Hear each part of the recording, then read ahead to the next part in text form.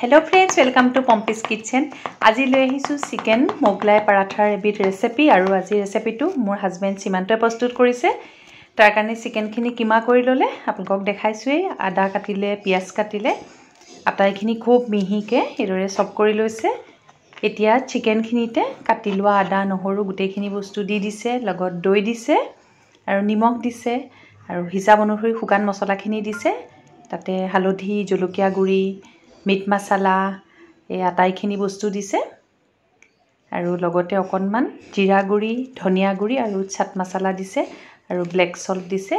খুব ধুনীয়াকৈ আটাইখিনি সানি ললে আৰু এতিয়া এই ষ্টাফিংখিনি অকণমান কুকাৰত এদৰে অইল দিছে, ৰিফাইন অইল ব্যৱহাৰ কৰিছে। তাতে অকণমান গোটা ইলাচি, দালচেনি দি পেলাই দি দিছে। অকণমান সময় ভাজি ল'ব। এয়া কুকাৰত দি দিছে আৰু খুব ভালকৈ লৰাই এতিয়া ঢাকনখন লগাই প্ৰায় এটা চিটি অনাই ল'ব। তেতিয়া আচলতে সোনকালে হয়।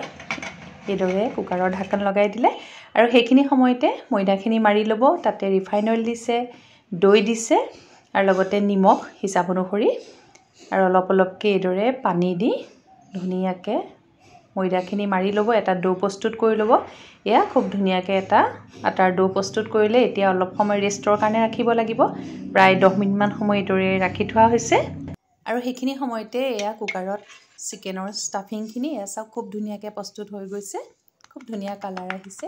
এতিয়া পিঁয়াজখিনি মিহি মিহিকৈ এইদৰে চপ কৰি ল'লে আৰু চিকেনৰ যোনখিনি ষ্টাফিং কিমাখিনি প্ৰায় 10 মিনিটমান সময় ফ্ৰিজত ৰাখিছে, অকণমান সময় ঠাণ্ডা হ'বৰ কাৰণে এইদৰে ফ্ৰিজত ৰাখি দিছে।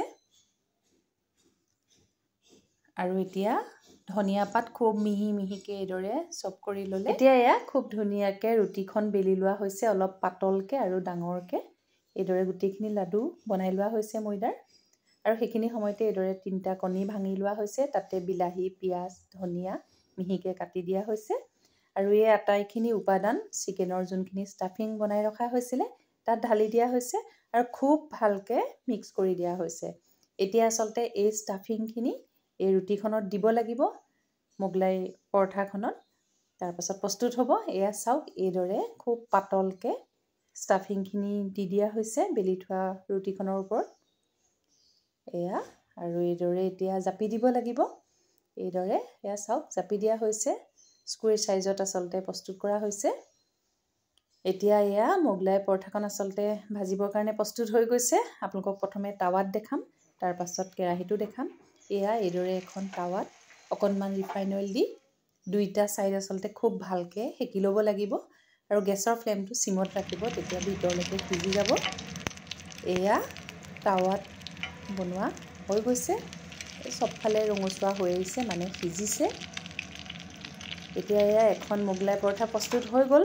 এইখন এতিয়া কাঢ়ি ৰখা হ'ল এখন প্লেটত আৰু সেইখিনি সময়তে আন এখন ৰুটি এইদৰে খুব পাতলকৈ বেলি লোৱা হৈছে আৰু তাতে ষ্টাফিংখিনি দিয়া হ'ল। এতিয়া আকৌ ঠিক আগৰ দৰে এইদৰে জাপি দিয়া হৈছে আৰু স্কুৱেৰ চাইজত এইদৰে প্ৰস্তুত কৰি লোৱা হ'ল। এয়া হৈ গৈছে। এতিয়া এখন কেৰাহীত তেল দি তাতে ভাজা হ'ব, তেতিয়া অলপ ক্ৰিস্পি হয়, খাবলৈ ভাল লাগে। এয়া এতিয়া তেল গৰম কৰা হৈছে, তাতে এইদৰে মোগলাই পৰঠাখন দি দিয়া হৈছে। মোগলাই পৰঠা টাৱাত, কেৰাহীত এইদৰে 2 ধৰণেই বনোৱা হয়। এয়া চাওক খুব ধুনীয়া ৰঙচুৱা হৈ ভাজ খাই আহিছে। মোগলাই পৰঠাখন প্ৰস্তুত হৈ গৈছে। আচলতে সীমান্তই ৰান্ধিও খুব ভালো পায় আৰু যদি বাহিৰত গ'লে কিবা এটা খাই আহি আমাক আচলতে বনাই খুৱাবলৈ খুব ভাল পায় আৰু এতিয়া মই সেইকাৰণে ভাবিলোঁ আজি ইমান ধুনীয়াকৈ যিহেতু বনাইছে ভিডিঅ' হিচাপে অকণমান ৰাখি থওঁ। আশা কৰোঁ ভিডিঅ'টো ভাল লাগিলে। ধন্যবাদ।